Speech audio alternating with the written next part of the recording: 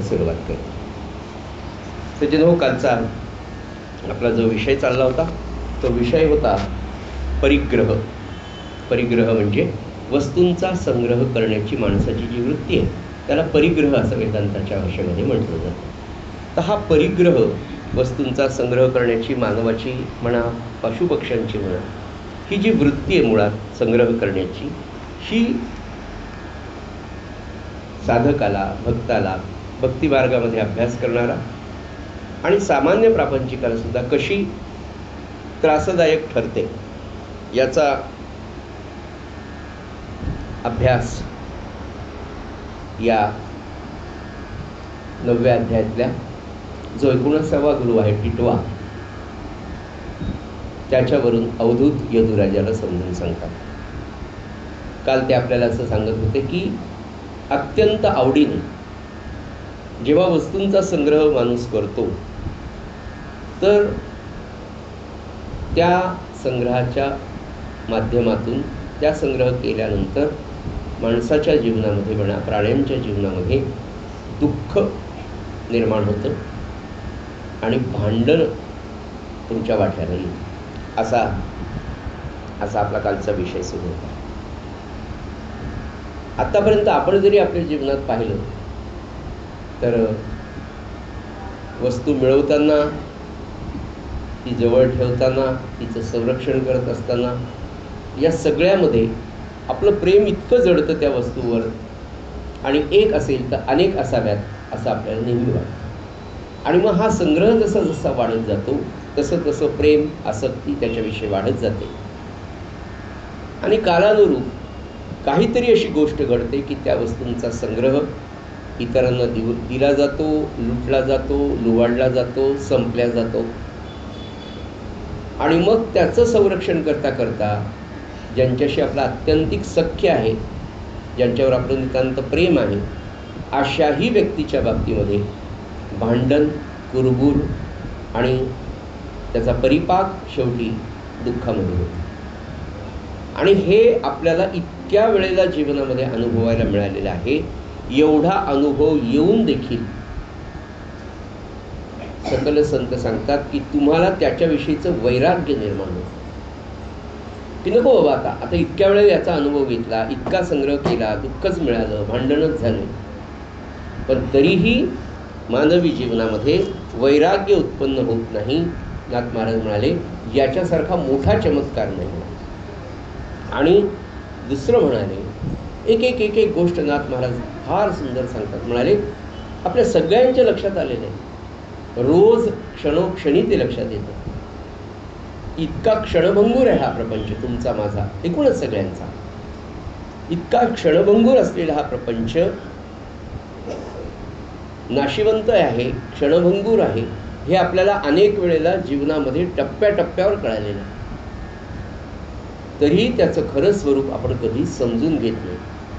हाही एक वेगळा चमत्कार म्हणावा का त्याला अविद्या किंवा अज्ञान म्हणा. समजून सुद्धा आपण उमजून वागत नाही. या गोष्टीची मर्यादा एवढी आहे. म्हणून म्हटलं तर महाराजांनी आपल्याला बऱ्याच वेळेला इतकी छोटी छोटी स्वयंपाकघरातली उदाहरणं देऊन ना, महाराजांसारख्या संतांचा, अनेक संत ब्रह्मज्ञानी पुरुष असताना त्यांनी इतक्या खाली येऊन आपल्याला स्वयंपाकघरातली उदाहरणं देऊन सांगावं की अहो तुम्हाला माहिती आहे ना, चिंचेचा स्वभाव मूळ आंबट आहे. नाही, चिंच तोंडात टाकल्यावरती लॉलीपॉपसारखी किंवा बेसनाच्या लाडूसारखी गोड लागेल, ही अपेक्षा आपण कधी करतो का? करत नाही. असं करत नाही आपण. तर तसं प्रपंच समजून घ्या, तो दुःखदायकच असणार आहे. पण तो दुःखदायक असून जर आपल्याला दिला, आपल्याला मिळाला, तर त्याचं काहीतरी कारण असेल. आणि ते कारण काय? तर खरं सांगू का, आपल्याला आपल्या जीवनाच्या ध्येयाकडे नेणाऱ्या त्या घटना, मानवी जीवनामध्ये प्रपंचात घडणाऱ्या ज्या प्रतिकूल घटना आहेत, त्या सगळ्या घटना खरं म्हणजे क्षणोक्षणी महाराज आपल्याला आठवण करून देत आहेत. अरे बघ, हे असं आहे, तुला इकडे यायचं आहे. बघ, हे असं आहे, तुला इकडे यायचं आहे. किती रमतोस तू त्याच्यात. ते आपण रमू नये. ती प्रतिकूलता, प्रपंचातली प्रतिकूलता महाराजांनी इतके सुंदर उदाहरण काय सांगू. ते म्हणाले, बाप तुम्हाला पोहणं शिकायला घेऊन जातो. आधी पोटाच्या हाताखाली त्या पोटाखाली हात धरतो म्हणा, पो पो पो इथून तिथपर्यंत नेहमीप्रमाणे हळूच हात काढून घेतला की नाका डोळ्यात पाणी जातं आणि मोठ्याने बॅ बॅ बॅ करून बोंबलायला लागतो. पण परत पुन्हा हात देतो. नाका डोळ्यामध्ये जेव्हा पाणी जातं तेव्हा खरा देव आठवतो, तेवढा क्षणिकच आठवतो. महाराज म्हणाले तो अखंड आठवावा. आणि दुसरं, तो अखंड मला मदत करणार आहे. आजचा दिवस निश्चित निघून जाणार, ये भी दिन निकल जाएगा. हे इतकं खरं वाक्य नाही, अगदी अंतःकरणावर पडून. त्याचं सूत्र पुन्हा कुठे येतं? महाराजांच्या प्रवचनात. जे घडेल ते तुझ्या कल्याणाचं आहे. आज तुला वाईट वाटतं. दुसरं, एकदा बाबा म्हणाले ना, बाबांना म्हणाले महाराज, बाबा म्हणजे आदरणीय बाबा वेलसरे, काय केशवराव कसं काय चाललंय? ते म्हणाले ठीक चाललंय.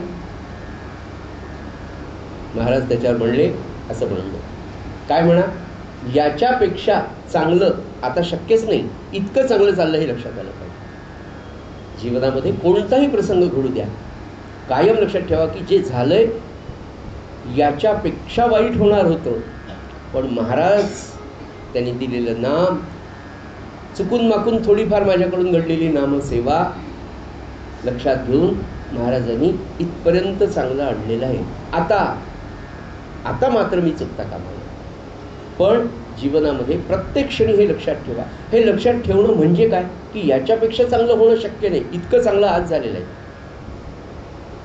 हे लक्षात ठेवणं म्हणजे आपल्या सद्गुरूंप्रती, आपल्या उपास्य देवतेप्रतीची कृतज्ञता. क्रमांक 2, त्याचा अखंड अनुसंधान. क्रमांक 3, आताच्या नवीन भाषेत अखंड सतत पॉझिटिव्ह थिंकिंग.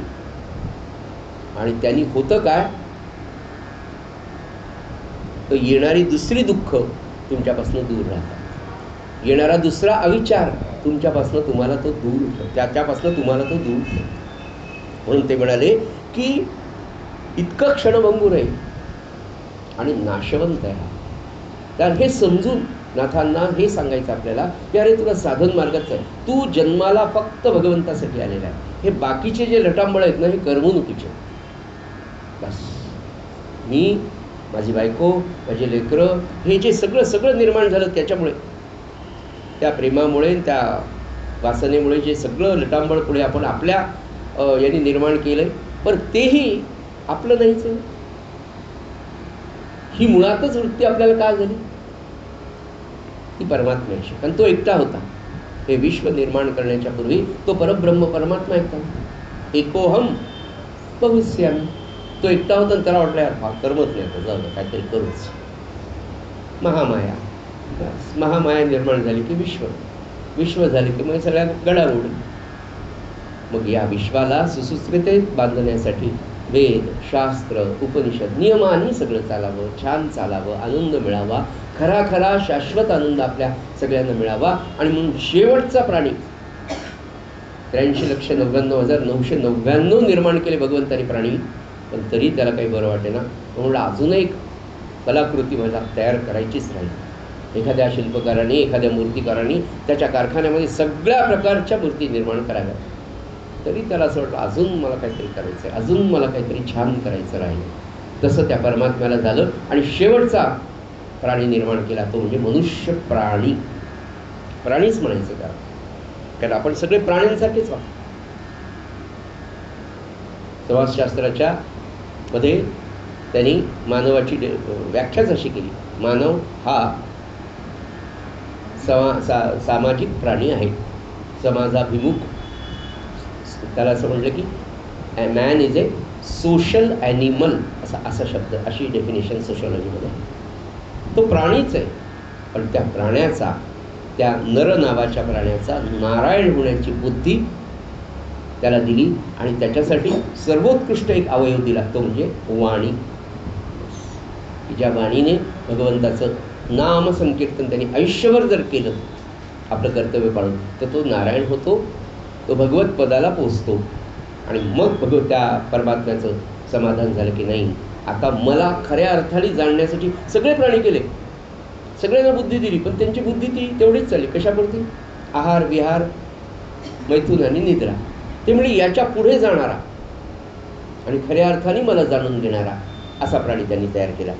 सज्जन हो, हे सगळं सांगत असताना नाशिवंत असल्यामुळे या सगळ्या नाशिवंत प्रपंचात आपण जितक्या म्हणून वस्तूंचा संग्रह करणार आहे तो सगळ्या अशाश्वतच आहे. कारण मुळात दृश्य दिसणारीच गोष्ट शास्त्र सांगते की अशाश्वत आहे. या प्रपंचातल्या सगळ्या वस्तू आत्तापुरत्या कामापुरत्या आपल्याला वाटतात. ज्या दिवशी दुःखाचा आघात होतो ना, तुम्ही घरातल्या सगळ्या वस्तूंकडे पहा, कशातच माणसाचं मन रमत. मृत्यू झाला आपल्या घरात, काही न ज्या गोष्टी अत्यंत आवडीने आपण आणलेल्या असतात त्याच्याकडे पाहिल्यावर सुद्धा समाधान वाटत नाही, खरं सुख त्या देत नाही. आणि मग आपल्याला कळतं की अरे खरं नाशिवंत क्षणभंगूर आहे, तेवढ्या पुरतं येते. पण नाम भगवंत, दुःखाची तीव्रता किती असू द्या, महाराजांनी सांगितलं काही घडलं नाम सोडू नका. त्या घटनेचा शॉक कितीही जबरदस्त होतो, जबरदस्त शॉक ऑब्सर्व नाम म्हणजे नाम आणि साधन. आणि ते नाम जितकं जास्त होईल. आज एक वाक्य मला बोधवचन आजच पहिल्यांदाच वाचलं मी ते, किंवा मला पाहायला मिळालं. ते वाक्य असं होतं की साधकाने इतकं नाम घ्यावं की बसल्या जागी सगळी कामं व्हावी. आता हे ज्या सत्पुरुषांनी सांगितलं त्यांनी तो अनुभव घेतलेला आहे, म्हणजे तसं होऊ शकतं. होतं का? निश्चित होतं. आत्ताचं उदाहरण मी आपला हा म्हणजे विषय कदाचित झाला असेल की काय त्याचं महत्त्व आहे. सदाचरणाचं, निष्ठेचं, तपश्चर्येचं, नामस्मरणाचं. मंठ्याजवळ एक ब्राह्मणाचं कुटुंब, तिथले सामान्य, अतिशय सामान्य परिस्थिती.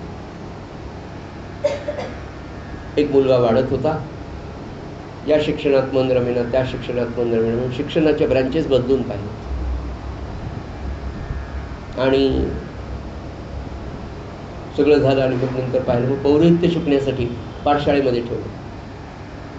त्या पाठशाळेत नाही शिकला, त्या गुरुजींकडे नाही शिकला. मग शेवटी आपल्या चतुर्वेदेश्वराच्या आश्रमामध्ये बाबांकडे आला. बाबां सुदैवानी देहात होते, तिथेही त्याचं काही मन रमेना. पण बाबांचा सहवास, सत्पुरुषाचा सहवास. एक दिवस सहज बाबा म्हणे, अरे गायत्रीचं पुरुषचरण करून पाहावं, गायत्री फार चांगली. गायत्रीचं महात्म्य एक 15-20 मिनिटं, अर्धा तास बाबांनी त्याला सांगितलं. काही दिवस तिथे ते श्रवण केलं, राहिलं. प्रत्येक गोष्ट व्हायला थोडासा योग लागतो, वेळ यावी लागते. आली आणि हा मंगेश नावाचा मुलगा तिथून निघाला.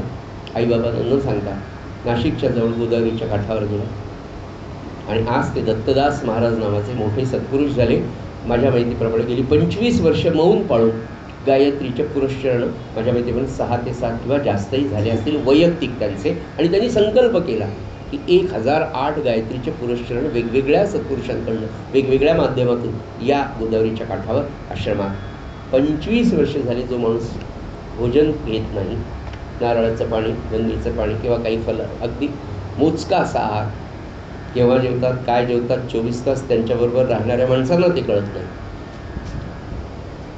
गायत्रीचं अनुष्ठान, गायत्रीचा जप, आत्यंतिक सदाचरण म्हणजे स्पर्शही कोणाचा नाही. स्पर्श काय, स्पर्शाचं न स्पर्शाचं महात्म्य. स्वतःला अखंड तेजोमय, चैतन्यमय ठेवण्यासाठी स्पर्शच नाही, दुरून. आज जो दत्ताश्रम तिथे तयार झाला, आपण जर पाहिलं कोण करतंय, कसं करतंय, काय चालतं, महाराजांचं जे वाक्य, इतकं नाम व्हावं की आपल्याला काहीही न करता सगळ्या गोष्टी व्यवस्थित व्हाव्या. आणि याच्यासाठी आदर्श उदाहरण महाराज कितीतरी वेळा असं म्हणाले, थोरले महाराज,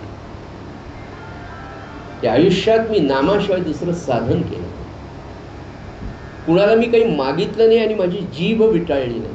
थोरल्या महाराजांनी कोणालाच काही मागितलं, पाणी सुद्धा मागितलं नाही तहान लागल्यावर. माझी जीभ विटाळली नाही, नामासारखं दुसरं साधन केलं नाही. माझ्याकडे काय विद्या होती, माझ्याकडे काय संपत्ती होती, माझ्याकडे काय सत्ता होती, म्हणाले काहीच नव्हतं. काय केलं तर म्हणाले, मी कुणाचं अंतःकरण आयुष्यात कधी दुखवलं नाही, कुणाला काही मागितलं नाही आणि एका नामाशिवाय दुसरा धंदा केला नाही. धंदा अगदी शेवटच्या काळामध्ये ते रामदेव, श्री रामदेव संस्थान ट्रस्ट नावाचा संस्थान नावाचा ट्रस्ट जेव्हा स्थापन केला तेव्हा तो फॉर्म भरायचा होता. इन्कम टॅक्सचा. त्याच्यावर नाव लिहिलं ब्रह्मचैतन्य बुवा रामदासी. खाली होता धंदा काय तुमचा, तर म्हणजे अखंड नाम घेणे धंदा. खरं कुलकर्णीपणाचं होतं. तुमचा धंदा काय म्हणजे अखंड नाम घेणे.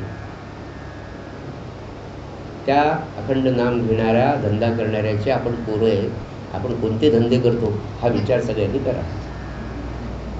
किती छान आहे ना. आपण जर त्यांचे आहोत तर आपण त्यांच्याप्रमाणे वागलं पाहिजे की नाही. चिंतनाचा विषय सज्जन. एक बोच असते बघा, एक विचार असतो.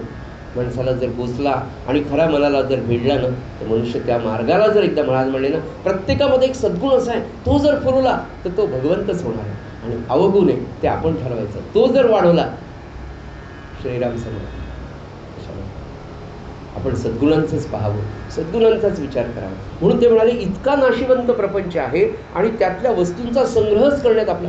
मी म्हणतो तुम्हाला आपण सगळ्यात हे इतकं सुंदर आहे ना नाथांचं. ते म्हणाले की आपण सुखासाठी किती वस्तू गोळा करतो. नाही याच्यातून सुख मिळते. आता मोठा ते 2 डोअरवाला फ्रीज घेतो. आता 4 डोअरमध्ये तू जाऊन बसतो फ्रीजमध्ये काय असतं ना आपल्याकडं. आता ना असं वेगळंच एक छानच करायचं. ते करण्याच्या मागची वृत्ती काय, मला आनंद मिळाला. आणि इतक्या वस्तू आपण घेतल्या, इतके होम्स केले, second home, third home, farmhouse, अमक झोपाळा, इथे बसून हे करी. मुळात त्या सगळ्यांचं सूत्र आहे नाम. खरा आनंद नोंद.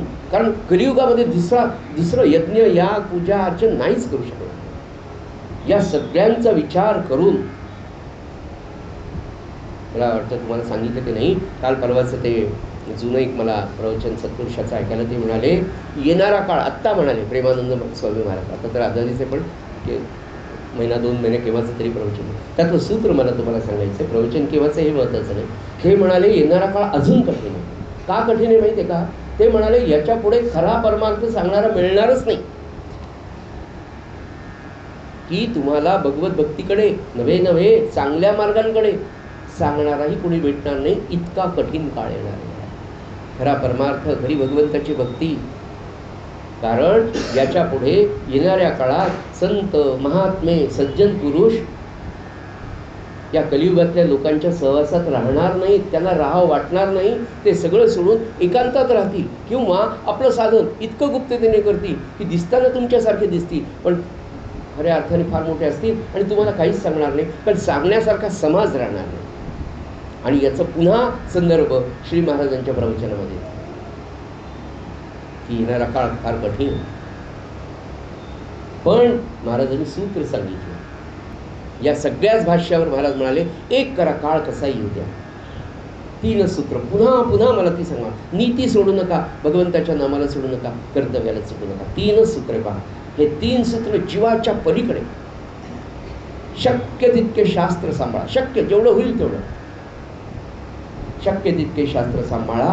प्राणापलीकडे, प्राणाच्या पलीकडे नीती सांभाळा. आणि त्याच्या पुढे अजून एक आपल्याला गोष्ट सांगितली की प्राण गेला तरी उरेल इतकं नाम घ्या. आणि तितकं जर नाम घेतलं तर तुमच्या प्रपंचातल्या सगळ्या वस्तू तुम्हाला कुठे न हलता सगळ्या होतील. लौकिक अर्थाने जर पाहिलं, पहा तुम्ही गोंदवलं पहा, साखरखेडा पहा, समर्थांचं गाव आळंदी पहा, तुकारामांचं गाव पहा, तुकामाईंचं गाव पहा, कोण आहे हो तिथे. लौकिक अर्थाने दिसायला गोंदवलेकर दिसतात, तुकामाई दिसतात, सद्गुरू प्रल्हाद महाराज दिसतात का आपल्याला. पण कामं चाललीच ना तिथे. कोण करायला नाही. एक महान सत्पुरुष जर आयुष्यभर नाम घेईल. म्हणून सज्जनो या नामाचं महत्त्व सांगता सांगता किती सांगावं. खरं सांगतो, पाया पडून सांगतो की खरंच घरामध्ये एक तरी पिढी अशी नामाची पाहिजे. आपण दोघा नवरा बायकोनी इतकं नाम घ्यावं. आता बाकी तर घरी कोणी राहिले हम दो हमारे दोच आहे, कुणाकडे तर हम दो हमच आहे, आणि कुणाकडे हम दो हमारा एक आहे. बरं ते एक आपलं ऐकल त्यांनी काही काळ भयानक. अशा वेळेला आपण काय करू, नाम घेत राहा, महाराजांना सांगत राहा. आपण जेव्हा नाम घेऊ ना तेव्हा अगदी पहिल्यांदा प्रापंचिक काय सांगतो, एका पिढीत एका व्यक्तीने मनापासून जर आयुष्यभर नाम घेतलं ना त्याच्या घरातल्या पुढच्या 3 पिढ्या ते नाम, त्या नामाची शक्ती म्हणजे महाराज चालवतात. एकच मागा, महाराज माझ्या घरातला नामाचा दिवा बंद होऊ नका. नामाचा दिवा, नाम घेणारा माणूस जर जन्मभर घरात तुमच्या पिढीमध्ये राहिला ना आपोआप सगळं आपोआप. याचा अर्थ तुमचं प्रारब्ध चुकेल असेल, पण त्या प्रारब्धाचे होणारे आघात महाराज खरंच ते नाम ते महाराज बऱ्यापैकी कमी करतात. बरं, त्याच्यानंतरही होणारा जो आघात आहे ना, तो का सोसावा? तितिक्षा आपल्याकडे जी एक विषय मागच्या अध्यायामध्ये झाला, तितिक्षा म्हणजे सहनशीलता. ही सहनशीलता परमार्थ मार्गाकडे नेते. नंबर 2, सहनशीलता कशासाठी? आपण मनात वाचिरे पूर्वसंचित केले आणि तयासारखे भोगणे प्राप्त झाले. काहीतरी आपण मागच्या नाही का, ते म्हणाले की ज्या कारागृहामध्ये तुम्ही जाऊन पहा, या बॅरिकेटमध्ये दोघे, त्या बॅरिकेटमध्ये दोघे, त्याच्यात तरी तुम्ही, ते म्हणले आम्ही चोरी केली, तुम्ही ते म्हणले आम्ही खून केला, तुम्ही म्हणले आम्ही बलात्कार केला, तुम्ही, ते कुणी कुणी काहीतरी केलं म्हणून ते तिथे आले. कारागृहामध्ये येण्याचं कारण काही असू द्या, पण जे करू नये ते केल्यामुळे ते कारागृहात आले. तसं मी माझ्या जीवनात काहीतरी असं मागच्या कुठेतरी जन्मात केलं, आणि याला पूर्ण पुन्हा उदाहरण पुन्हा सांगतो. नावं सांगत नाही, पण अनेक सत्पुरुषांना प्रापंचिकदृष्ट्या कोणकोणत्या प्रसंगाला तोंड द्यावं लागेल. भीष्माचार्यांसारखा एवढा मोठा महापुरुष आयुष्यभर, संपूर्ण महाभारतात जेव्हा आपण भीष्म पर्व, भीष्मांचं चरित्र पाहतो, तेव्हा लक्षात येतं संपूर्ण आयुष्य त्या कुळासाठी ब्रह्मचर्य पाळून ज्या महापुरुषांनी दिलं, त्याला 6 महिने बाणांच्या याच्यावर राहावं लागलं. त्या सत्पुरुषाला जर 6 महिने बाणांचं दुःख आणि मरण मागूनही येत नाही, अशा दुःखामध्ये जर त्याला राहावं लागलं, त्या मानाने आपल्याला एखादा बाण वर्षा 6 महिन्यात टोचल्यासारखा काटाच आहे. तितिक्षेने, सहनशीलतेने अजून मनुष्य स्ट्रॉंग होतो. हे लक्षात येत नाही, होताना त्रास होतो, पण महाराज म्हणे सोसावं, नाम घेत सोसावं. हळूहळू आजचं दुःख उद्या कमी. मी म्हटलं ना, सगळ्यात मोठं दुःख जवळचा माणूस जाणं. पहिल्या दिवशीचं दुःख आपणच पहा, 3ऱ्या दिवशी पहा, 7व्या दिवशी पहा, 10व्या दिवशी काहीच नाही म्हणजे शिवला कावळा, यायला तर आधीच शिवलेला. 14व्या दिवशी गोड जेवण राहते का? सूत्र एक दिवशी काही पहिल्या दिवशीचं दुःख 3ऱ्या, 7व्या, 10व्या, 14व्या दिवशी नसतं. पण जे करू नये ते केलं, त्याच्यासाठी पिंगलायचं आख्यान, खरा पश्चात्ताप, पुन्हा नाही नाही नाही, आता नाही. का? मला उद्धरून जायचं. उद्धरून जाण्यापेक्षा मला आनंदात राहायचं. म्हणून परमार्थात सगळ्यात सोपी व्याख्या मला ती आवडलेली आहे की अखंड काहीही जरी झालं तरी माझा आनंद कमी होणार नाही, असं राहणं याला परमार्थ म्हणायचं. आणि ते सन्मार्गाने सत्नामानेच होऊ शकतं. हा प्रपंच इतका नाशिवंत आहे आणि त्याच्यातल्या सगळ्या वस्तू आपल्याला दुःख देणार आहे. म्हणून ज्ञाते पुरुष म्हणजे ज्ञानी, समजदार, खऱ्या अर्थाने ज्ञानी पुरुष जे असतात ते दृश्य वस्तूंची आसक्ती सोडून मनानं अकिंचन होतात. महाराजांकडे सगळं होतं,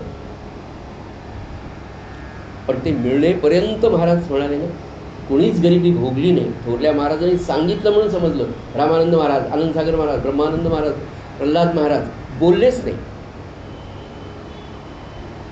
त्यांना म्हटलं तुम्ही काही बोला, तुम्ही काही सांगा, तर ते म्हणजे थोरल्या महाराजांचं चरित्र. म्हणजे ते आणि आम्ही वेगळे नाही. त्यांना जे सांगायचं तेच आम्हाला सांगायचं, आम्हाला वेगळं सांगायचंच नाही.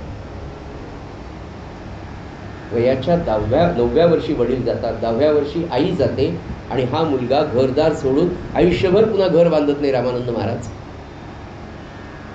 वयाच्या 44 वर्षापर्यंत अखंड सेवा, अखंड नामप्रसार आपल्या सद्गुरूंचं कार्य करतो. कोणतं घर आहे त्यांचं?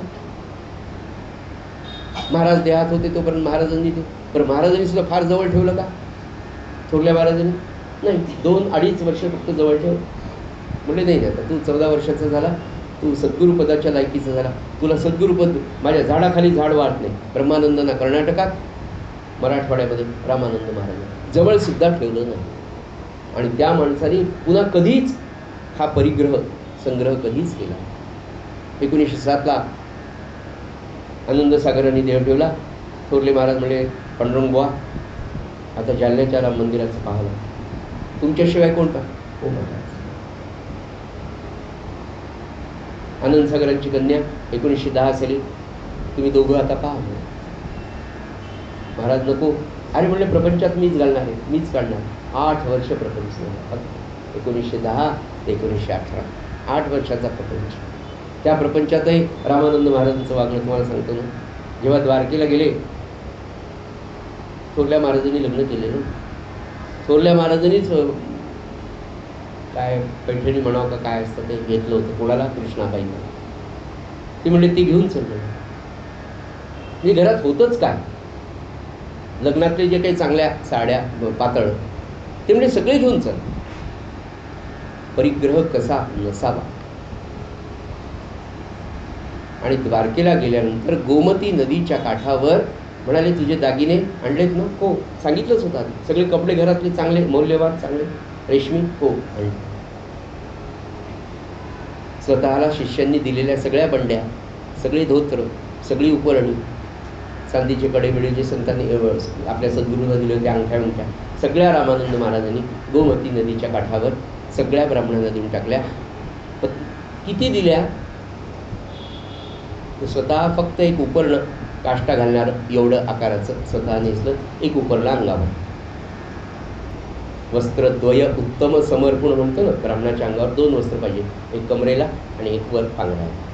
तेवढं रामानंद महाराज. आणि कृष्णाबाईला म्हणाले, तुझं ते पैठणी का काय सिल्कची साडी त्या काळातली जी असेल ती देऊन टाकायची? हो म्हणाले. पण मी असं नाही म्हणलं मी काय नेसू. आपल्या पतीच्या मनात काय आहे, त्याला काय करण्याची इच्छा आहे, तो आपल्याला उद्या काय सांगणार आहे, त्याच्यासाठी आपल्याला काय तयारी करायची, हे पतीनी न सांगता त्याच्या मनातलं ओळखून आपली तयारी करणाऱ्या कृष्णाबाई होत्या. वय किती होतं? 19 वर्षांचं. वयाच्या 16व्या वर्षी लग्न झालं. रामानंद महाराजांचं एक धोतर काढून ठेवलं होतं. ते धोतर लुगड्यासारखं कृष्णाबाईंनी नेसलं आणि अंगावरच्या सर्व दागिन्यांसह वस्त्र प्रावणं जेवढी जालन्यावरून आणली होती सगळी वाटून टाकली. ज्ञाते पुरुष दृश्य वस्तूचा त्याग करतात. सगळं देऊन टाकलं, काहीच ठेवलं. आणि त्याच्यानंतर तिथे त्या काळी म्हणजे 1915-16 असावं, 400 माणसांची भोजन पंगत गोमती नदीच्या काठावर दोघं नवरा बायकोनी करून स्वतः वाढली. रामानंद सगळं देऊन टाकणं, स्वतःकडे काहीच न ठेवणं, याच्यात काय आनंद आहे हा आपल्याला आज तरी कळण्यासारखा नाही, पण त्याच्यात आनंद आहे हे आपण लक्षात ठेवावं. तसा आनंद कधीतरी कोणत्या तरी प्रमाणात त्यांनी तितकं केलं, त्याच्या अर्ध तरी आपल्याला पाव 10%, 1% तरी करण्याचा प्रयत्न सज्जन हो, त्यांच्या स्मृती प्रित्यर्थ करा. रामानंद महाराज तुम्हाला हे जमलं, मी थोडं करून पहा, काय आनंद होईल मला सांग. आपला मुलगा जर म्हटला, अहो कशाला, आपलीच मुलं लहानपणी जेव्हा खेळभांडी खेळतात तेव्हा आई बाबा किती कौतुकाने पाहतात. तसं पारमार्थिकदृष्ट्या त्यांनी केलेली कर्म जर आपण केली नाही, एक 40 दिवसाचं अनुष्ठान करून पहा, एक 15 दिवसाचं अनुष्ठान, गायत्रीचं म्हणा, नामानुष्ठान. नाही महाराज 3 दिवस ना माझ्या घरच्या घरी दशमी एकादशी द्वादशी 3 दिवस मी 13 तासांचं मौन करून जप करून पाहतो. महाराज करून घेता का? मला सांगा, आपल्या घरातल्या महाराजांना किती आनंद होईल. अरे वा, आता हा 3 दिवसाचं करायला, दशमी एकादशी करायला लागला, उपवास काय होईल की नाही? निश्चित होईल. का तर ते आहे. नंबर 2, त्यांना हेच अपेक्षित. कोणतं? हे मागणं आणि हे करणं. सज्जनो, या नामानी जे जे याच्यात सगळे सूत्र जे सांगितले ना, की ज्या मर्यादा पाळाव्यात किंवा जे व्रत वैकल्य नवे ज्या प्रकारची वृत्ती आपल्याला बाणवायची ती नुसती अभ्यासाने होणारच नाही. मी तुम्हाला कितीही समजून सांगितलं, मी स्वतःही खूप अभ्यास केला, मी तुम्हालाही खूप सांगितलं, तरी माझ्यामध्ये ते उतरण्यासाठी मला नामाचीच गरज आहे. कारण हे सगळं होण्यासाठी वृत्तीमध्ये होणारा जो बदल आहे तो मी करतो म्हणून होणार नाही, तो नामानेच होईल. कारण नामाचं इंजेक्शनच असं आहे, इतकं सॉफ्ट आहे आणि इतकं परिणामकारक आहे की ते सगळ्या निगेटिव्हिटीवर काम करतं आणि सगळी पॉझिटिव्हिटी वाढवतं. म्हणून नामाचं, म्हणून जो महाराजांनी आयुष्यभर एकाच गोष्टीचा टाहो तुमच्या माझ्यासाठी सोडला, अरे नाम घ्या, कसंही असा नाम घ्या, नाम घ्या. आणि हळूच सांगितलं, नीतिमत्ता पाळा, नीतिमत्ता पाळा, ते पाळा, हे घ्या, ते पाळा, हे घ्या. म्हणून ज्ञाते पुरुष ते म्हणाले, आसक्ती सोडून मनाने अकिंचन होतात की नाही, किंचन होतात म्हणजे आता नाही आपल्याला हे करायचं आहे, मनाने ठरवतात, मनापासनं ठरवत नाही याचा मला त्याग करायचा आहे, हे अशाश्वत आहे. आणि महाराजसुद्धा मी म्हटलं तुम्हाला त्याग निरूपणामध्ये आत्मारामायण ते म्हणतात, अरे हे तुझ्या कामाचं नाही, गुंतू नकोस, संग्रह करू नकोस. हां, याचा अर्थ तुम्ही सगळं देऊन असं नाही. कालचा पहिला विषय नाथ महाराजांनी सांगितला की प्रपंचासाठी, उदरभरणासाठी तुम्हाला संग्रह करणं गरजेचं आहे. आणि तो भगवंताच्या आड येत नाही. भगवंताच्या आड येतं काय? ते आज मी 1,000 रुपये पर डे इन्व्हेस्ट करायचं ठेवलं आहे, पण पुढच्या महिन्यात 2,000 रुपये पर डे व्हायला पाहिजे. आणि मग त्याच्यासाठी होणारी मरमर, त्याच्यासाठी होणारी कुतरवणं, त्याच्यासाठी सारखं चिंतन त्याचं पैशांचं, मग तो कुठून मिळवू? तर ते चिंतन सत्पुरुषांना अपेक्षित आहे, नामाचं नाही. आपण आता काय करावं? व्यावहारिकदृष्ट्या आपण सगळं करतोय, प्रपंच चाललाय, पैसे मिळवतोय, जे काही व्यवसाय धंदा आपण करतो ते चालू आहे. आता खऱ्या अर्थाने इतक्या दिवस आपल्या लक्षात नाही आलं, इतक्या दिवस आपल्याला जमलं नाही. आज या आठवड्यात हो तुमचा किती झाला? माझा दोघांचं मिळून 1400 माळा झाला का? पुढच्या आठवड्यात आपण दोघे थोडा 50-50 माळा वाढवूया. जेव्हा असं हळूहळू वाढवत गेलं ना, काय मिळतं ना, हे फक्त अनुभवायची गोष्ट. तुमच्या 200 माळा, माझ्या 200 माळा, नुसत्या माळा ओढायच्या नाही, हळूहळू येईल. पहिल्यांदा नुसत्या ओढल्या जातील, पण नंतर खरंच सांगतं तुम्हाला, तेच नाम तुमच्या मनाला असं सूक्ष्म करतं की तुमचं लक्ष नसताना ते नाम सुरू होतं, तुमचं लक्ष नसताना नामाकडे लक्ष आपोआप जातं. आणि ते महाराज करतात. पण त्याच्यासाठी क्वांटिटी पाहिजे. रोजचा जप झाला नाही, अहो तुम्ही करा, मी करा, मी थोड्या वेळ भांडे घासते, तुम्ही तोपर्यंत घ्या बरं माळा, तुम्ही बाजारातून जाऊन असतं, मी माळ घेऊन असतो. असं सुंदर जर प्रपंच सज्जन करता आला नाही तर खऱ्या अर्थाने तो प्रपंच नामाचा होईल. आणि नामाचा प्रपंच झाल्यावर मग काही अडचणी येईल का? मला सांग, काहीच नाही, आनंदच राहील. या आली का अडचण, येऊ द्या, काय होऊन जाईल. नाही आली ती जे या खिडकीतून आली, या खिडकीतून निघून जाईल, निश्चित जाईल. म्हणून ज्ञाते पुरुष अकिंचन होतात. आणि पुढे त्याच्या पुढे जाऊन नाथ महाराज आता म्हणाले, हे झालं वस्तूंचं, हे झालं प्रपंचातल्या वस्तूंचं. नाथांना अजून वेगळी गोष्ट अपेक्षित आहे. नाथ महाराज म्हणाले की सर्व परिग्रहामध्ये, परिग्रह म्हणजे वस्तूंचा संग्रह न करणे बरं का, तर सर्व परिग्रहांमध्ये देहाचा परिग्रह. अवघड आहे थोडंसं, पण होतं सगळं. एकदा मार्गावर चालायला लागला माणूस की आता वारीला जाणार, पहिल्या दिवशी बाबा 24 किलोमीटर का, तिसऱ्या दिवशी 35 किलोमीटर चालावं, चालतं माणूस, चालवणारा तो आहे. फक्त मार्गावर जाणं गरजेचं. तर ते म्हणाले सर्व परिग्रहांमध्ये देहाचा परिग्रह मनुष्याला जास्त जखडून टाकतो. आणि म्हणून देहाला मिथ्या समजून त्याची आसक्ती, त्याच्या आसक्तीतून जो बाजूला सरतो तोच खरा विवेकी, तोच खरा ज्ञाता होय.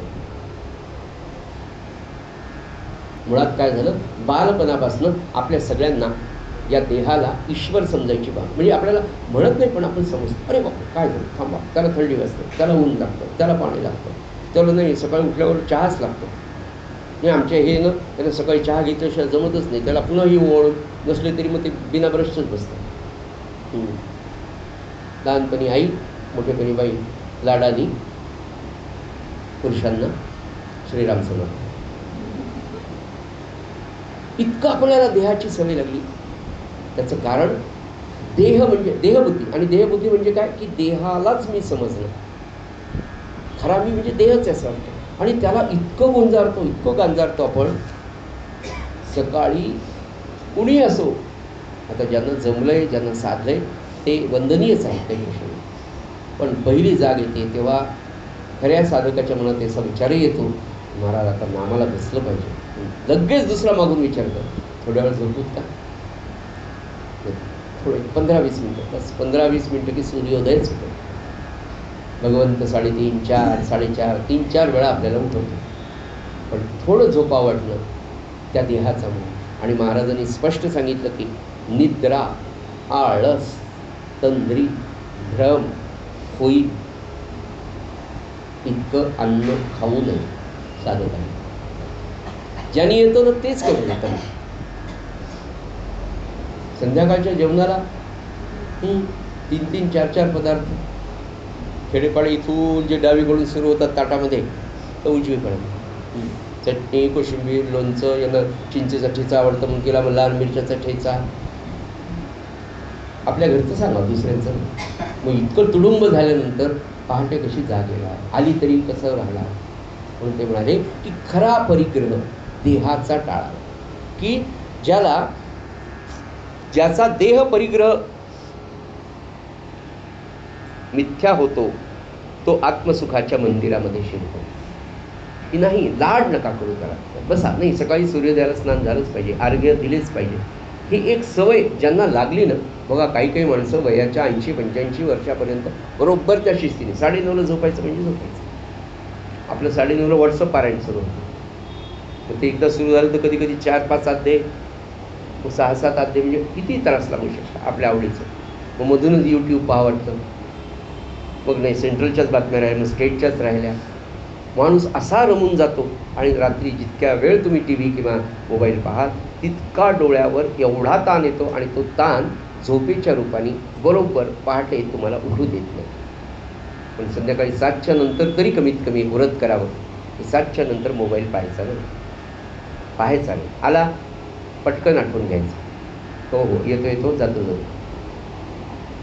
असं जर केलं तर डोळ्यावरचा ताण. आता नवीन काळामध्ये नवीन प्रश्न आपल्यासमोर निर्माण झाला.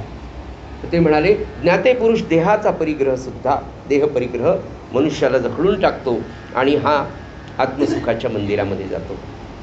नाथ महाराज म्हणाले परिग्रह कसा दुःखदायक होतो, वस्तूचा संग्रह करणं कसा दुःखकारक होतो म्हणाले, त्याच्यासाठी नाथ महाराज म्हणाले मी टिटव्या नावाचा, टिटवी किंवा टिटवा, त्याला मी गुरु केला. का गुरु केला म्हणाले, तर म्हणाले कथाच सांगितली त्यांनी पुढे. एक टिटवा होता, पक्षी. तिथे पाण्याचं एक छोटंसं डबकं होतं आणि तिथे हा टिटवा काठावर उभा होता. आणि तेवढ्यात एक मासाचा तुकडा त्याला मिळाला. पटकन त्यांनी चोचीमध्ये धरला. हा तुकडा चोचीमध्ये धरला आणि थोडा विचार केला. अवधूत पाहताय, नर्मदा परिक्रमा करणं हे चिंतनाची गोष्ट, साधनेची गोष्ट. आणि जेव्हा हे परिक्रमावासी फिरतात ना, किंवा फिरतात म्हणजे परिक्रमा जेव्हा करत असतात ना, तेव्हा वेगवेगळ्या ठिकाणी काही वेळेला थकवा येतो, काही वेळेला भूक लागते, काही वेळेला मुक्कामाला थांबावं लागतं, दुपारच्या वेळेला एखाद्या आश्रमामध्ये जावं लागतं. आश्रमात गेले तिथे दुपारी भोजन प्रसादाची व्यवस्था असेल नसेल तर जवळची भिक्षा मागून आणलेली कणिक पाण्यामध्ये घालून त्याचे पानगे करायचे, खायचे, असं त्यांचं. आणि हे करत असताना नदीकाठी स्नानाला जाणं, स्नान संध्या करणं आणि निवांत बसणं. या निवांत बसण्यामध्ये अशा परिक्रमावासींना, अशा साधकांना, अशा संन्यास्यांना बऱ्याच गोष्टी पाहायला मिळतात. आणि एकटा असतो मनुष्य, नामामध्ये असतो, चिंतनामध्ये असतो, आणि त्या चिंतनामधून एखादी गोष्ट आपण पाहणं आणि एखाद्या साधकाने पाहणं याच्यामध्ये फरक पडतो. तो फरक सज्जनो अवधूताच्या चिंतनातून दिसतो. अवधूत हे पाहतायत की त्या टिटवीला एक मासाचा तुकडा मिळाला, थोडा वेळ तिने तोंडात ठेवला, विचार केला, लगेच खाऊ नये, आणि तसाच तो चोचीमध्ये ठेवला. संग्रह करण्याला दुसरी जागा नाही आहे, तसाच ठेवला. अनेक टिटव्या पाहत होत्या की याच्या तोंडात मासाचा तुकडा. 1 आली, 2 आली, 3 आली, 4 आली, इकडनं 5 टिटवे तिच्याजवळ जमा झाले. तिने तो न खाता तसाच ठेवला. ते पाहून छोटे मोठे अनेक टिटवे सगळेजण गोळा झाले. सगळ्यांचं लक्ष याच्या चोचीतल्या त्या तुकड्याकडे. बरं, यांनी खाल्ला नाही, नुसता संग्रह करून ठेवला. सगळ्यांची नजर त्या चोचीतल्या तुकड्याकडे गेली. सगळ्यांची वासना निर्माण झाली आणि सगळे टिटवे जे जमले होते ते सगळेजण त्याच्या अंगावर धावून आले आणि प्रत्येकजण तो मासाचा टिटवीच्या तोंडातला चोचीतला तुकडा आपण घ्यावा म्हणून प्रयत्न करू लागले. त्या सगळ्यांचे आक्रमण 5-10 टिटव्यांचं त्या एका टिटव्यावर झालं. शेवटी त्यांनी तोंडातला मासाचा तुकडा सोडून दिला आणि शांत बाजूला जाऊन बसला. हे जे 10 टिटवे सगळे एकत्र आले, हे सगळे एकमेकांशी झोंबाझोंबी करायला लागले. कशासाठी? त्या मांसाच्या तुकड्यासाठी. आणि दुरून हा टिटवा पाहतोय की मला प्राप्त झालेला तो मांसाचा तुकडा न खाता संग्रह करण्याचा प्रयत्न केला. तुम्ही असं विचार केला की टिटव्याच्या मनात हे सगळं कसं काय आलं? तो काय मानवी बुद्धीप्रमाणे विचार करत होता का वगैरे? नाही, तो मानवी बुद्धीप्रमाणे विचार करत नव्हता, पण तो पाहत होता की माझा तुकडा होता, मी ठेवला होता, तो मी टाकून दिला, त्याच्यासाठी झोंबाझोंबी करून इतके जण मारामाऱ्या करतायत. हा शांतपणे पाहत होता. हे सगळं अवधूत आपल्याला सांगतायत, अवधूत पाहत होते, अवधूतांचा हा विचार आहे. आणि मग ती सगळी झोंबाझोंबी पाहता त्याच्या लक्षात आलं टिटव्याच्या, आणि संग्रह मी केला, ज्याचा मी संग्रह केला त्याचा त्याग केला, तर मी शांत बसलो. आता माझ्याकडे कोणीही आलेलं नाही, मला कोणी मारत नाही, माझ्याशी कोणी झोंबाझोंबी करत नाही. सज्जनो, तात्पर्य असं आहे की वस्तूचा संग्रह करून जर ठेवला तर ते निश्चितपणे आपल्याला दुःख देतं. आणि ती वस्तू जिचा संग्रह केला ती टाकली की सुख प्राप्त होतं. हे टिटवीच्या त्या सगळ्या प्रकारावरून अवधूताच्या लक्षात आलं आणि अवधूत आपल्याला सांगतात. सगळ्यात महत्त्वाची गोष्ट, आपण जेव्हा संग्रह करत असतो, म्हणून जुन्या काळच्या फार चांगल्या पद्धती होत्या. आजही काही घराण्यांमध्ये त्या पद्धती झोपल्या की तुमच्याकडे किती सोनं नाणं प्रॉपर्टी सगळं असू द्या, लोकांच्या नजरेत येणार नाही याची काळजी घ्या. संग्रह करणं आणि संग्रह केलेला लोकांना दिसणं किंवा जगाला दिसणं, लोकांना म्हणत असताना जगाला, यामध्ये 2 सूत्र माझ्या लक्षात आली. ती अशी आहे की एक संग्रह करण्याची गरज नसते, आवश्यक तेवढा करावा, आणि केलेला संग्रह जगाच्या नजरेत येऊ. आणि जगाच्या नजरेत जरी आला तरी त्याची आसक्ती तुम्ही पुन्हा ठेवता कामा नये. आहे ना माझ्यापुरता. म्हणून शास्त्र काय म्हणतं की गृहस्थाश्रमाकडे किती संग्रह असावा? 3 दिवस पुरेल एवढं, घरच्या दारच्यांना आलेल्या अतिथीला पुरेल एवढं अन्न धान्य पाणी वस्त्र प्रावरण आपल्याकडे असावं. महिनाभरा 1 वर्षाचं धान्य एवढं असताना आपण काळजी करू नये असं शास्त्र सांगतं. पण आपली काळजी नसते, आपली संग्रह वृत्ती असते, आणि त्या संग्रह वृत्तीला आपण काळजी म्हणून जास्त वाढवत असतो. तात्पर्य की वस्तूंचा संग्रह. पुढे म्हणाले, घरदार माड्या वाडे, फर्स्ट होम सेकंड होम, धनधान्य वस्त्र अलंकार, हे सगळं वस्तूंचा जो समुदाय आहे त्याच्याबद्दल दुसरं काय होतं? हे माझं आहे, माझं आहे, मी कमवलं आहे, माझं आहे. या माझेपणाचा आग्रह असणं याचंच नाव परिग्रह. हे सगळं मी कमवलं, माझं आहे. ते FDR, ते SIP, मग ते होम, तिकडचा प्लॉट. काही लोकांकडे संपत्तीच्या सगळे डिटेल्ससाठी 2-4 फाईली आहेत की आमची स्थावर किती आहे, जंगम किती आहे, वस्त्र किती आहेत, प्रालंकार किती आहे, कोणत्या बँकेत किती लॉकर्स आहेत, त्या लॉकर्समध्ये काय काय ठेवलं आहे त्याची लिस्ट आहे, इतकं सोनं नाणं. आणि हे सगळं करणं, ही फाईल रोज पाहणं आनंदापेक्षा दुःखदायक असतं. हे आपल्याला त्याचं माहीत नाही, पण जे मोठे माणसं आहेत त्यांच्या सहवासात राहिलो, मोठे म्हणजे आर्थिकदृष्ट्या, तर रात्री झोप नाही म्हणले, मग काय करावं? औषध घ्यावं, औषध आणि झोप. आणि ज्यांच्याकडे हे नाही, काहीच नाही ना. हे खरं सांगा, आपण जेव्हा घराला कुलूप लावून जातो, समाधानच आहे की कुलूप म्हणजे काय? कोणी ते त्याचं ते फिरून आनंद करू शकतो की आपल्या घराचा. बरं, 1-2दा झाला आहे आपल्या घरी प्रकार समजा. काय सज्जनांसाठी कुलूप आहे, बाकीच्यांसाठी काय? तसं हे सगळं जीवन आहे सज्जन. म्हणून ते म्हणाले की परिग्रह हा असा आहे. पुढे म्हणाले, फार सुंदर सांगितलं, म्हणाले देहबुद्धी हे साऱ्या परिग्रहाचं मूळ आहे. देहबुद्धी म्हणजे मी आणि माझं, एवढं लक्षात. मी शरीर, या शरीराला मी म्हणतो, मग या शरीराला मी म्हटल्यावर मग ही माझी बायको, माझे लेकरं, माझी शेती, माझी वाडी, माझी प्रॉपर्टी, हे जे सगळं मी आणि माझं आहे, हे सगळं देहबुद्धी या साऱ्या परिग्रहाचं मूळ जर काही असेल तर मला लागणार आहे आमच्या नातवाला त्याच्या मुंजीत मला लॉकेट करायचं. नातू झालाच नाही अजून. परिग्रहाची वृत्ती मी आपल्या सगळ्यांमध्ये, म्हणजे याच्यात कोणाची निंदास्तुती हे नाही बरं का. मला म्हणायचं हे निरीक्षण आपण करावं. केलेलंही आहे, समजलं आहे, उमजत नाहीये, ते उमजण्यासाठीचा प्रयत्न नाथ महाराजांच्या माध्यमातून, की ही देहबुद्धी आपल्या या परिग्रहाचं मूळ आहे आणि देह हाच मी अशी जी भावना असते यालाच देहबुद्धी असं होतं. मीच मीच मीच. आणि पुढे एक गोष्ट अजून छान सांगतो, ती म्हणजे म्हणाले, एक देह म्हणजे मी, देहबुद्धी तुम्हाला कळाली. त्याच्यामुळे देहबुद्धी हे परिग्रहाचं म्हणजे वस्तू संग्रह करण्याचं मूळ आहे. अजून एक मोठा दोष आपल्या सगळ्यांमध्ये असतो, तो म्हणाले अभिमान. तर हा अभिमान हे सर्व दुःखाचं मूळ आहे.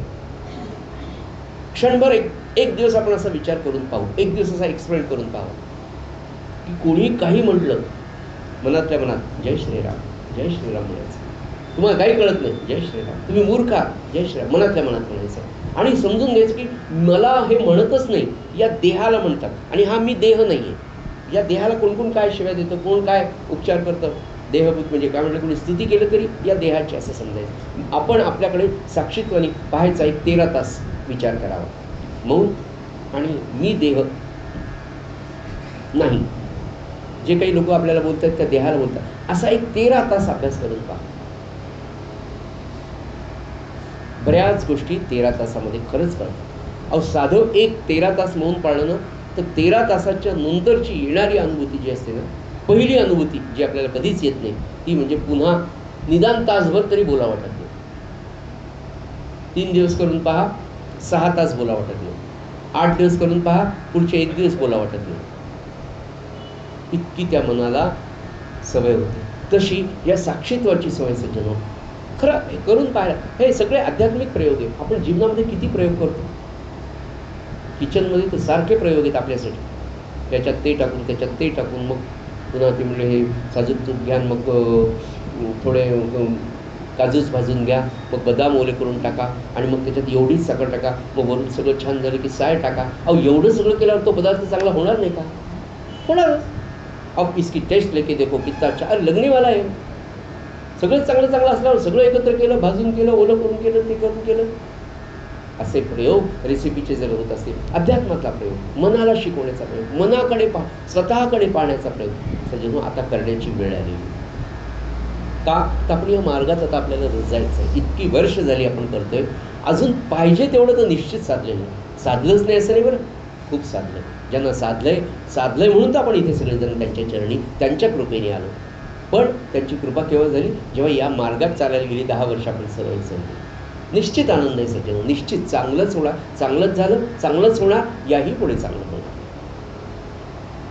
म्हणून ते म्हणाले की अभिमानाने ही भावना जोरावते. कोणती? मी आणि माझाची संग्रह करण्याची भावना अभिमानाने जोरावते, आणि अभिमान हेच सर्व दुःखाचं मूळ. सर्व दुःखाचं आहे. सकाळी उठल्याबरोबर थोडं दुर्लक्ष आपल्याकडे कोणाचं होऊ द्या. लहान लेकरापासूनची सुरुवात आहे. त्याला जर आईने पटकन घेतलं, जे शंख करतं ते तिथून सुरुवात आहे. माझ्याकडे दुर्लक्षच कसं केलं, हे सगळ्यांच्याच बाबतीत प्लस मायनस. अभिमान हे दुःखाचं मूळ आहे, की मला निग्लेक्ट केलं, मला विचारलं मी, मला का. नाथ महाराज म्हणतात की जसं परिग्रहाचं मूळ देहबुद्धी आहे, तसं मला विचारलं पाहिजे, माझा सन्मान झाला पाहिजे. म्हणून महाराजांनी फार सुंदर सांगितलं, जसं तुम्हाला स्वतःच्या बाबतीत वाटतं तसं लोकांच्या बाबतीत करा. म्हणजे तुमच्या आजूबाजूच्या सगळ्या वातावरणामध्ये ती पॉझिटिव्हिटी काम करते. आपण कसं वागावं म्हटलं तर जगाने आपल्याशी कसं वागावं असं जे आपल्याला वाटतं तसं आपण दुसऱ्यांशी वागावं. म्हणाले मूळ होय, आणि मूळ एखादा मोठा वृक्ष आहे नाथ महाराज म्हणाले, आणि त्याच्या सगळ्या फांद्या ते एवढं कापणं करेल, त्याच्या मुळाशीच घाव जर घातला. आता तर नवीन केमिकल्स आले, त्या मुळात सगळे केमिकल्स सोडून द्यायचे, पोटॅशियम डायक्रोमेट वगैरे, आतून मुळ्या वाढल्या की वर्ष 6 महिन्याच्या कितीही मोठा वृक्ष बनतो. तसं या प्रपंचाचं जे मूळ अभिमान, देहबुद्धी, परिग्रह, हे सगळे या मुळांवर जर घाव घातला तर प्रपंचातल्या दुःखाचा वृक्ष किंवा प्रापंच जो दुःखाचा आहे तो समूळ तोडला जाऊ शकतो, समूळ खुंटू शकतो. आणि मानवी जीवनामध्ये देहबुद्धीच्या पाण्यावरच अभिमान जोपासतो. मी आणि माझं याच्यावरच अभिमान पोचला जातो. हे आपल्या सगळ्यांच्या लक्षात आहे. सज्जनो, ही फार मस्त, अतिशय सुंदर या सगळ्या विषयाचं ॲनालिसिस क्लासिफिकेशन करून नाथांनी आपल्यासमोर की काय तुम्हाला कोण त्रास देतं, कशा पद्धतीने हा परिग्रह, ही देहबुद्धी, हे मी, हे माझंपण, हा अभिमान, हा अहंकार, हे आसक्ती, त्या वासना कसे एकमेकाशी इंटरलिंक आहे हे कधी आपल्या लक्षात आलं नाही. नाथांनी एक एक गोष्ट अशी सुंदर पद्धतीने आपल्याला समजून घेतली आणि त्यातली दररोज आपण एक एक जरी अवगुण सोडायचा प्रयत्न केला किंवा त्याचं मूळ शोधून आपण जर काय झालं पाहता पाहता 4 महिन्याच्या आत आपल्यामध्ये आपल्याला सुखकारक असा बदल निश्चित होईल. आपल्याला कोणाला दाखवायचं नाही, आपल्याला ते करायचं नाही त्याच्यासाठी, पण आपल्याला हा आनंद नामसाधनेमध्ये पुढे जायचं याच्यासाठी नाथ महाराजांनी ही सगळी सूत्र फार सुंदर पद्धतीने सांगितलं.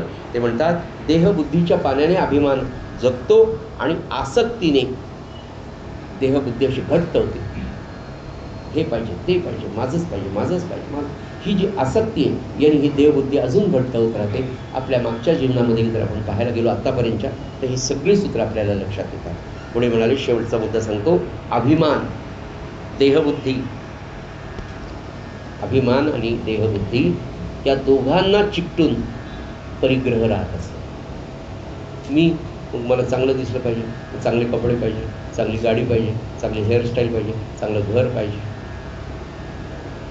मी आणि माझं, आणि मी स्मार्ट, मी असा, मी तसा, हा जो अभिमान आहे त्याचं मूळ देहबुद्धी मी. अभिमान आणि या देहबुद्धीला अगदी जवळ चिकटून राहणारा गोष्ट म्हणजे मग याच्यासाठी परिग्रह आहे. चांगली गाडीच पाहिजे, चांगले मेकअपचे सामान पाहिजे, खूप ड्रेस पाहिजे, खूप चांगलं पाहिजे, गाड्या 2-4 प्रकारच्या पाहिजे, फोर व्हीलर वेगळ्या, छोट्या वेगळ्या, आणि ही सगळी मला माझा अभिमान जपण्यासाठी, माझी देहबुद्धी जपण्यासाठी म्हणून मनुष्य जन्मभर अनेक वस्तूंचा संग्रह करत राहतो. त्या संग्रहाला परिग्रह असं म्हणतात. आणि हा परिग्रह आयुष्यभर मनुष्य करत राहतो. नाथांना अपेक्षित आहे, संतांना अपेक्षित आहे की आपण परिग्रह शून्य राहिलं पाहिजे. शून्य राहत असतं म्हणजे कामापुरत्या वस्तूंचा संग्रह करा हे अलाउडच आहे, पण जो खूप आपण करतो आणि मग त्याच्यामध्ये गुंतत जातो ते साधकाच्या नवे सामान्य माणसाला सुद्धा अत्यंतिक त्रासदायक आहे.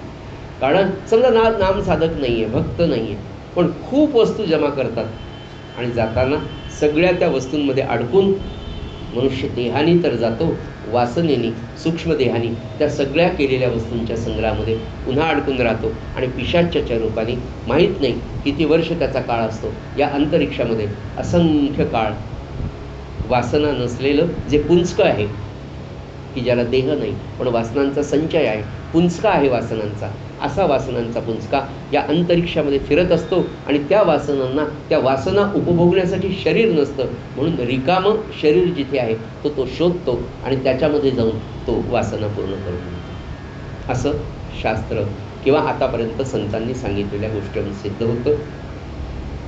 असा वासनारूपी पुंजका आपल्या सूक्ष्मदेहाचा राहू नये आणि दुसरं ज्यांना तो धरतो ते रिकामं, ज्याच्या शरीरात, ज्याच्या मुखात, ज्याच्या अंतःकरणात भगवंताचं नाम नाही त्यालाच तो घेतो असं साधारणपणे सांगितलं जातं. तेव्हा या दोन्ही दृष्टीने नाम साधन हे मानवी जीवनाचं खरं आनंददायी ठरणारं, किंबहुना इहलोकात म्हणजे देहात आहे तोपर्यंत आणि परलोकात म्हणजे देह सोडल्यानंतर सुद्धा हे नाम अत्यंत प्रभावी आणि आपल्याला अखंड आनंदाने संरक्षण देणार आहे असं नाथ महाराज सांगतात. झालेली सेवा नाथांच्या आणि सद्गुरुनाथांच्या आचरणी आपण अर्पण करूया आणि नाथांचा जीवनाचा अत्यंत सुखकारक असा अनुभव देणारं अभंग आपण प्रार्थना म्हणून घेऊया.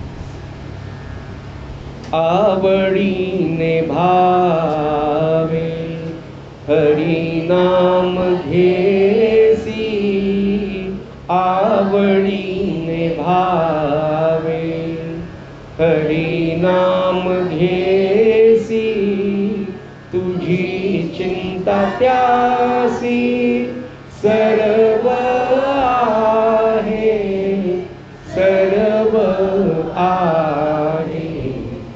आवडीने भावे नको खेद करू कोणत्या गोष्टींचा, नको खेद करू कोणत्या गोष्टींचा, पथ ती लक्ष्मीचा जाणतसे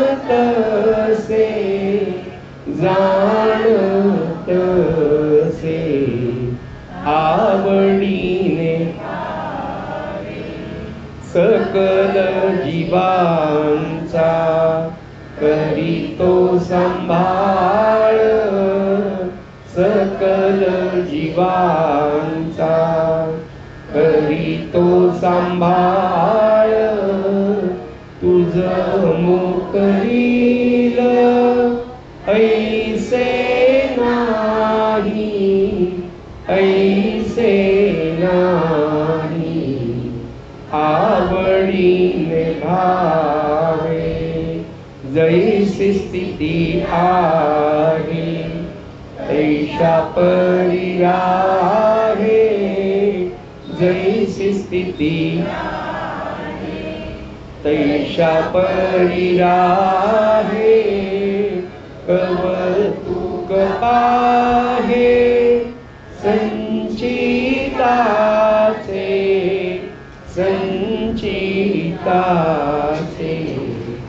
आवडीने भावे एका जनार्दनी भोग प्रारब्धाचा एका जनार्दनी भोग प्रारब्धाचा हरी कृपे त्याचा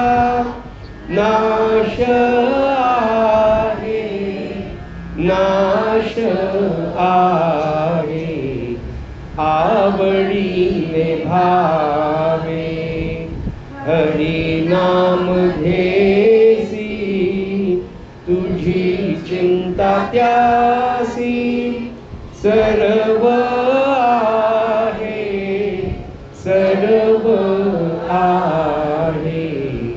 आवडीने भावे